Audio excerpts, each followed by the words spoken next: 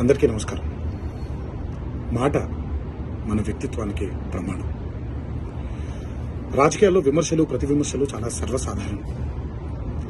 ఆ విమర్శలు ప్రతి విమర్శలు ప్రజా సమస్యల మీద జరగాలి, కానీ వ్యక్తిగత దూషణలు లేదా వ్యక్తిగత విమర్శలు ఉండకూడదు. నిన్న ఒక సంఘటన నా మనసును కలిచివేసింది.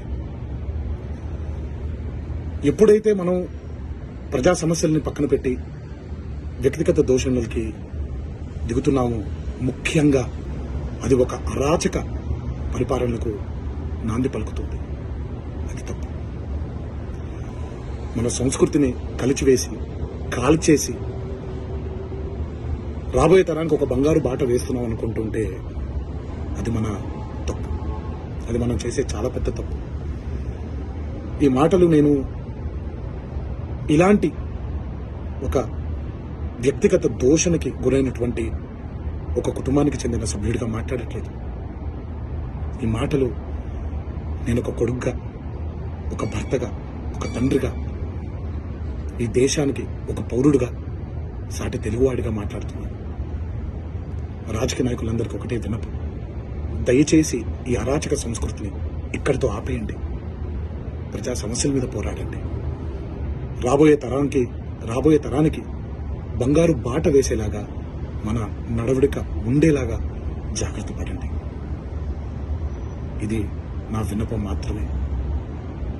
ఇది ఇక్కడితో ఆగిపోతుందని మనసారా కోరుకుంటూ సెలవు తీసుకుంటున్నాను.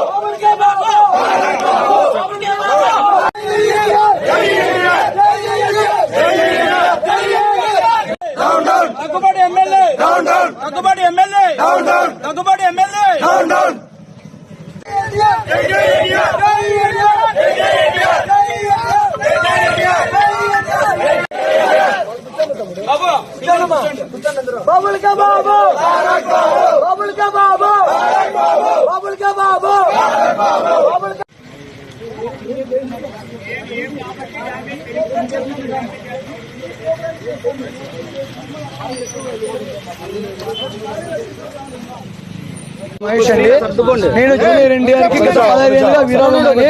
సో మా హీరోని ఎమ్మెల్యే గారు ఇష్టం వచ్చినట్లు ప్రవర్తించి మాట్లాడినారు. ఆయన ఏదో ఉద్దేశించి మాట్లాడాడో మాకు తెలియదు.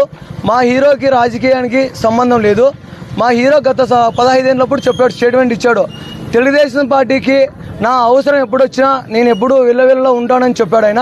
అదే బాటలోనే మేము నడుస్తున్నాము, మేము సపోర్ట్ చేస్తున్నాం. టీడీపీకి మేము ప్రతి ఒక్కరు ఎన్టీఆర్ అభిమాని ఓట్లు వేశారు.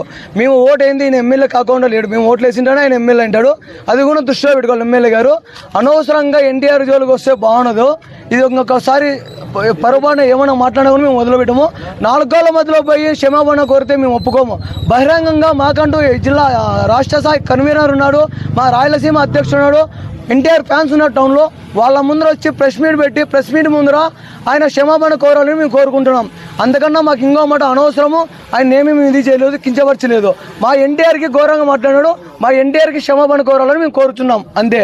అనంతపురం జిల్లా శ్రీనివాసులు దగ్గుబాటి ఎమ్మెల్యే గారు ఎన్టీఆర్ని ఇలా దారుణంగా మాట్లాడడం తప్పు. అందరి మధ్య మా ఫ్యాన్స్ అనేది ఉంటుంది కాబట్టి అందరి మధ్య లేకొచ్చి క్షమాపణ చెప్పాలని డిమాండ్ చేస్తున్నాం.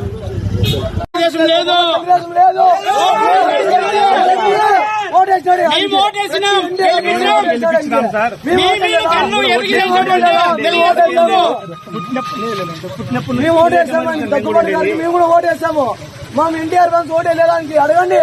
మేము ఓటే కూడా ఎమ్మెల్యే అనంతపూర్లో మాకు క్షమాపణం చెప్పాలి మా హీరోకి ప్రెస్ మీట్ పెట్టి క్షమాపణ కొడితే ఓకే అది చాలా వదిలేస్తాం మేము చెప్పింది